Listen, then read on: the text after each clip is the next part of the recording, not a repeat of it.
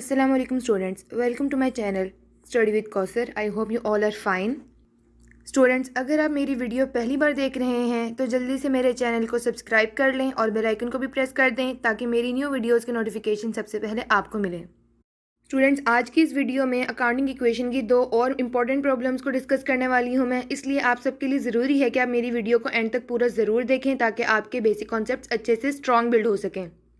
अगर मेरी वीडियो पसंद आए तो इसको लाइक ज़रूर कीजिएगा और अगर कोई प्रॉब्लम फेस करनी पड़े तो मुझे कमेंट्स के थ्रू ज़रूर बताइएगा।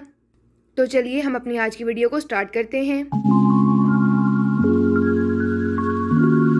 स्टूडेंट्स, आज की हमारी प्रॉब्लम नंबर 4 है, show the effect of the following transactions upon the accounting equation. Screen पर आपको प्रॉब्लम नंबर 4 नज़र आ रही है।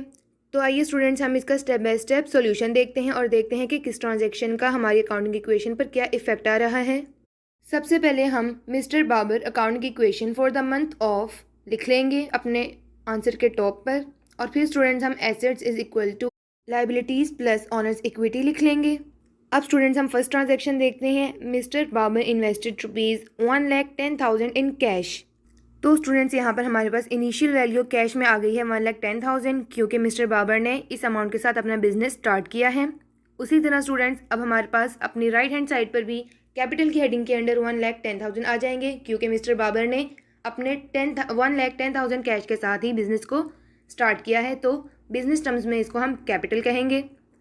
अब स्टूडेंट्स हमारी second transaction, he purchase goods for cash ₹22,000 and credit ₹18,000।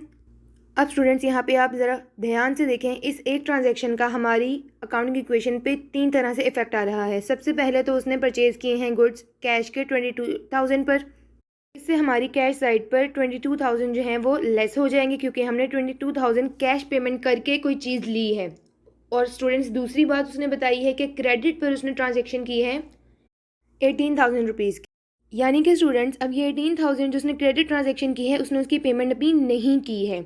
यानी कि जैसे कि मैंने अपनी प्रीवियस वीडियो में भी क्रेडिटर्स का कॉन्सेप्ट आपको एक्सप्लेन किया था, आप उसमें भी जाके देख सकते हैं कि क्रेडिटर्स जो हैं वो हमारी लाइबिलिटी होती है। मतलब कोई हमने चीज़ ले ली है लेकिन अभी हमने उसकी पेमेंट अदा नहीं की, तो वो हमारे ऊपर लाइबिलिटी है, एक उधार है जो हमने पे करना है ऑनर को। तो ये हमारे पास हमारे राइट हैंड साइड पे क्रेडिटर्स का कॉलम आएगा और उसके अंदर हमारी 18,000 की अमाउंट ऐड हो जाएगी, मतलब हमारे पास लाइबिलिटी 18,000 की इंक्रीज़ हो गई है। और स्टूडेंट्स तीसरा इफेक्ट ये आएगा हमारी अकाउंटिंग इक्वेशन पर कि 22,000 और 18,000 के गुड्स तो ले लिए, अब वो जो गुड्स लिए हैं उसकी टोटल वर्थ हो गई है 40,000। अब हमारे पास गुड्स का कॉलम आएगा, क्योंकि गुड्स हमारे पास एसेट होता है हमारे बिजनेस में, तो इसलिए हम अपने गुड्स के कॉलम के अंडर 40,000 यानी कि 22,000 प्लस 18,000 वर्थ 40,000 के गुड्स ऐड कर लेंगे। और फिर स्टूडेंट्स नेक्स्ट स्टेप में इसका बैलेंस आएगा। 1,10,000 था पहले कैश हमारे पास, उसमें से 22,000 जो कैश पेमेंट में हमने गुड्स परचेज किए उसके डिडक्ट कर देंगे, तो हमारे पास 88,000 रुपीज़ रह जाएंगे। प्लस कर देंगे हम इसमें 40,000 जो हमारे पास गुड्स के हैं।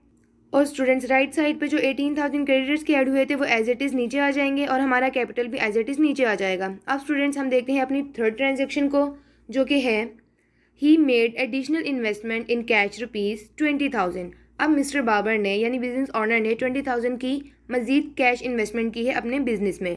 तो इसमें क्या होगा, सबसे पहले हमारे पास कैश इंक्रीज़ होगा। जो पहले 88,000 रह गया था हमारे पास, उसमें हम इस ट्रांजैक्शन की वजह से 20,000 रुपीज़ और ऐड कर देंगे। और इसी तरह से अपने राइट हैंड साइड पे सिर्फ और सिर्फ हमारे कैपिटल के अंडर, क्योंकि बिजनेस में पैसा आ रहा है तो हमारा कैपिटल इंक्रीज़ हो जाएगा एडिशनल इन्वेस्टमेंट की वजह से। और स्टूडेंट्स अब दोबारा इसका बैलेंस आएगा 88,000 प्लस 20,000 1,08,000, 40,000 इसी तरह गुड्स के नीचे आ जाएंगे, क्रेडिटर्स के भी एज इट इज़ आ जाएंगे। और स्टूडेंट्स क्योंकि हमारा कैपिटल में 20,000 ऐड हुआ है, तो 1,10,000 में जब 20,000 ऐड होगा तो 1,30,000 हमारा कैपिटल का बैलेंस आ जाएगा। अब स्टूडेंट्स हम अपनी फोर्थ ट्रांजैक्शन को देख लेते हैं। कैश पे टू क्रेडिटर्स ₹10,000। सो अब स्टूडेंट्स हमने क्रेडिटर्स को कैश पे किया है, मतलब हमारे पास से कैश में से 10,000 माइनस हो जाएंगे, क्योंकि हमारे पास से पैसे जा रहे हैं। उसी तरह से स्टूडेंट्स हमारे पास जो राइट हैंड साइड पे क्रेडिटर्स एज अ लाइबिलिटी हमने इंक्रीज़ की थी 18,000 से, हम उसमें से अपनी 10,000 की अमाउंट को डिडक्ट कर देंगे और कहीं पर भी इसका कोई इफेक्ट नहीं आएगा। स्टूडेंट जिसका बैलेंस आ जाएगा 1,08,000 में से जब 10,000 माइनस करेंगे तो 98,000 बैलेंस आएगा, 40,000 अगेन एज इट इज़। और 18,000 में से जो हमने 10,000 पेमेंट की वजह से माइनस किए हैं उसका हमारा बैलेंस आ जाएगा 8000 और कैपिटल एज इट इज़ आ जाएगा। सो students, this is the time for fifth transaction. He purchase refrigerator for personal use ₹15,000। Students, जब पर्सनल यूज़ की बात आ जाती है तो ये अदर देन बिजनेस यूज़ है, इसको ड्राइंग कहा जाता है। अब हमारे पास उन्होंने कहा है कि हमने 15,000 जो है वो यूज़ किए हैं रेफ्रिजरेटर परचेज़ करने के लिए, तो अब हमारे पास सीधे सीधे कैश में से 15,000 डिडक्ट हो जाएंगे क्योंकि हमारा कैश जा रहा है। अगेन हम कुछ परचेज़ कर रहे हैं अगेंस्ट कैश, और इसी तरह से स्टूडेंट्स हमारे कैपिटल में से भी 15,000 माइनस हो जाएगा ड्राइंग्स की वजह से। सो स्टूडेंट्स, इसका बैलेंस आ जाएगा 83,000 अंडर कैश और 40,000 गुड्स के नीचे आ जाएगा क्योंकि उसमें कोई चेंज नहीं किया। इसी तरह इस ट्रांजेक्शन में क्रेडिटर्स में भी कोई चेंज नहीं आया। हाँ स्टूडेंट्स, हमारी कैपिटल के अंडर ज़रूर चेंज आया है। कैसे? 1,30,000 था, उसमें से हमने 15,000 ड्राइंग्स की वजह से लेस कर दिया, तो अब हमारे पास 1,15,000 रिमेनिंग है। सो स्टूडेंट्स, सिक्स ट्रांजेक्शन देख लेते हैं। ये हमारी लास्ट ट्रांजेक्शन भी है इस प्रॉब्लम की। He paid rent ₹2,000 and rent outstanding ₹1,000। सबसे पहले तो स्टूडेंट्स सिंपली हमारा 2,000 जो है हमारे पास से कम हुआ है, हमने किसी को पे किया है और हमने कैश में पे किया है, तो हमारे कैश की हेडिंग के अंडर से 2,000 कम हो जाएंगे। दूसरा स्टूडेंट्स, आउटस्टैंडिंग 1,000 रुपीज़ पे किए हैं। तो सबसे पहले हम देख लेते हैं कि आउटस्टैंडिंग का क्या कॉन्सेप्ट है। स्टूडेंट्स, आउटस्टैंडिंग रेंट वो होता है या आउटस्टैंडिंग एक्सपेंस वो होता है जब हम किसी चीज़ की सर्विस यूटिलाइज कर चुके होते हैं, किसी चीज़ का बेनिफिट फ़ायदा इस्तेमाल कर चुके होते हैं, लेकिन हमने अभी उसकी पेमेंट करनी होती है। तो हमने चीज़ ले ली है, अब उसका पैसा देना हमारे पे उधार है, हम पे लाजिम है कि हमने पेमेंट करनी है, तो इसलिए इसको हम अपनी लाइबिलिटी साइड पे लिखते हैं। सो स्टूडेंट्स, यहाँ पे हमने 1,000 रुपीज़ का आउटस्टैंडिंग रेंट पे किया है, मतलब हम पहले से 1 महीना घर पर रह चुके हैं और हमने उसका रेंट पहले नहीं दिया था और अब हमने टाइम आ गया है कि हम अब रेंट पे कर दें, तो आउटस्टैंडिंग रेंट या आउटस्टैंडिंग एक्सपेंस के अंडर हमारे पास 1,000 इंक्रीज़ हो जाएंगे एज लाइबिलिटी। अब स्टूडेंट्स, इसका थर्ड इफेक्ट देख लेते हैं हमारी अकाउंटिंग इक्वेशन पर। वो है 2,000 का एक्सपेंस पहले हुआ, 1,000 का अब लाइबिलिटी इंक्रीज़ हो गई, यानी कि 2,000 + 1,000 is equal to 3,000। Total expense हमारा 3,000 पड़ गया। तो हमने पहले भी देखा था कि जब भी हम कोई एक्सपेंस करते हैं तो वो हमारे कैपिटल में से माइनस हो जाती है। इसी तरह से हमारी ये वाली अमाउंट भी हमारे कैपिटल के अमाउंट में से माइनस हो जाएगी। अब स्टूडेंट्स, इसका बैलेंस है 81,000 + 40,000 is equal to 1,000 as it is plus 8,000 भी एज इट इज़। अब स्टूडेंट्स, 1,15,000 में से जो हमने एक्सपेंस माइनस किया था 3,000, वो जब परफॉर्म करेंगे तो हमारे पास 1,12,000 रिमेनिंग रह जाएगा। अब स्टूडेंट्स, इसका फाइनल हम टोटल ले लेंगे बोथ साइड्स का। 1,21,000 is equal to 1,21,000। So students, this indicates that our solution is accurate, इसमें कोई मिस्टेक नहीं है। अब स्टूडेंट्स, हम अपना क्वेश्चन नंबर 5 देख लेते हैं। Show the effects of the following transactions on the accounting equation of Mr Kaiser. ये ABCDEF 6 ट्रांजेक्शन है। दोबारा से अब हम डिटेल में देख लेते हैं कि इन ट्रांजेक्शन से हमारी अकाउंटिंग इक्वेशन पर क्या डिफरेंसेस आते हैं। So let's start the solution. सबसे पहले स्टूडेंट्स हम लिख लेंगे mister Kaiser accounting equation for the month of. उसके बाद students, assets is equal to liabilities plus capital. और स्टूडेंट्स, अब हमारी पहली ट्रांजेक्शन है कमेंस्ड बिजनेस विद ₹1 लाख। तो स्टूडेंट्स, क्योंकि अब यहाँ पे फिर से बिजनेस स्टार्ट होने की बात हो रही है, तो हमारे पास अपनी लेफ्ट हैंड साइड पे कैश के अंडर 1 लाख आ जाएंगे और अपने राइट हैंड साइड पे कैपिटल के अंदर 1 लाख रुपीज़ आ जाएंगे। अब स्टूडेंट्स, इसमें और कुछ नहीं है। सेकेंड ट्रांजेक्शन देखते हैं। परचेज्ड गुड्स फॉर ₹20,000 और हमने कैश में परचेज़ किए हैं। तो स्टूडेंट्स, सबसे पहले तो हमारा कैश माइनस हो जाएगा 20,000 और साथ ही साथ गुड्स में 20,000 का इंक्रीमेंट हो जाएगा क्योंकि 20,000 देकर हमने 20,000 के वर्थ के गुड्स लिए हैं, तो जो इफ़ेक्ट हुआ वो वहीं पे एडजस्ट हो गया और हमारी राइट हैंड साइड पे कोई इफेक्ट नहीं आएगा। और स्टूडेंट्स, इसका बैलेंस आ जाएगा 1 lakh minus 20,000 is equal to 80,000। 20,000 as it is आ जाएंगे और हमारे कैपिटल की ओरिजिनल अमाउंट भी एज इट इज़ नीचे आ जाएगी। अब स्टूडेंट्स, हमारी ट्रांजेक्शन सी है purchase typewriter for cash ₹10,000। So students, सबसे पहले तो हमारी कैश में से 10,000 माइनस हो जाएगा क्योंकि हमने पैसे पे किए हैं। और इसी तरह स्टूडेंट्स, जो हमारा टाइपराइटर होता है वो हमारे ऑफिस यूज़ के लिए होता है, तो हमारा ऑफिस इक्विपमेंट हमारा एसेट है, ये हमारी एसेट की हेडिंग के अंडर आएगा। और स्टूडेंट्स, फिर से हमारी राइट हैंड साइड पे कोई चेंजेस नहीं होंगे। अब स्टूडेंट्स, बैलेंस देख लेते हैं। 80,000 में से जब हम 10,000 डिडक्ट करेंगे तो हमारे पास 70,000 रिमेनिंग बैलेंस। 20,000 गुड्स का एज इट इज़, टाइपराइटर का जो हमने भी ट्रांजेक्शन देखी वो भी एज इट इज़ आ जाएगा और हमारा प्रीवियस कैपिटल 1 लाख भी एज इट इज़ आ जाएगा। अब स्टूडेंट्स, हम ट्रांजेक्शन डी देखते हैं। Rent paid in advance ₹8500।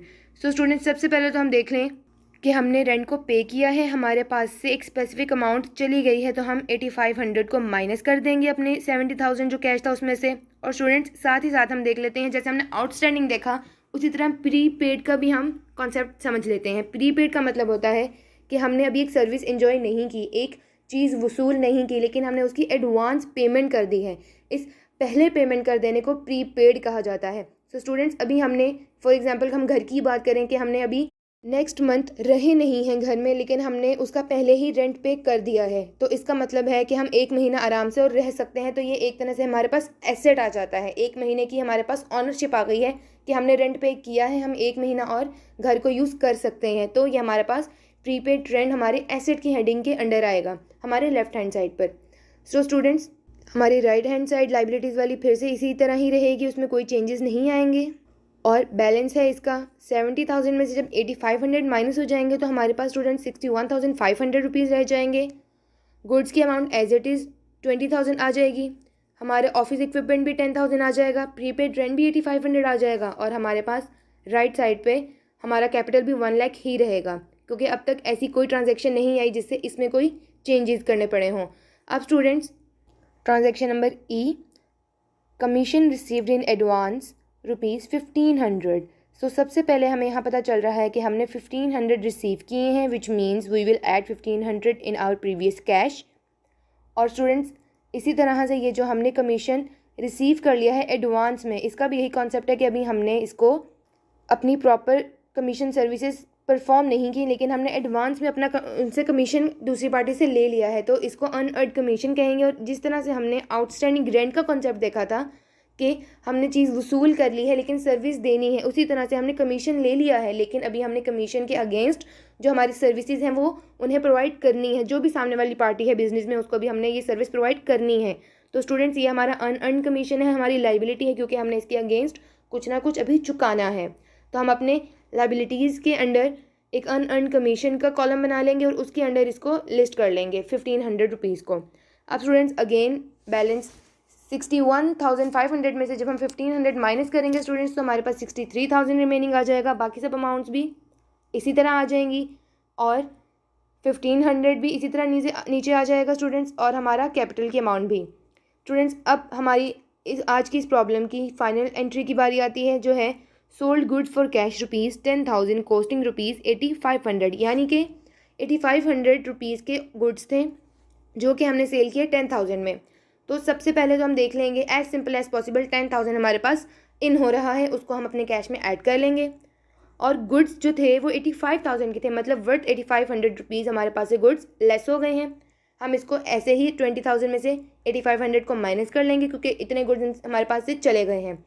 So students, अब हम देख लेंगे कि जब हम 10,000 में से 85,000 को माइनस करेंगे तो हमारे पास रिमेनिंग 1500 बचेगा। और ये 1500 अगर तो होता नेगेटिव तो स्टूडेंट्स ये हमारा लॉस होता, लेकिन क्योंकि ये हमारा पॉजिटिव है, आप इसको कैलकुलेट करके दे सकते हैं, ये पॉजिटिव है तो ये हमारा प्रॉफिट है, जिसको हम अपने कैपिटल में ऐड करेंगे, क्योंकि हम अपने लॉस या प्रॉफिट को हमेशा अपने कैपिटल में से प्लस या माइनस करते हैं।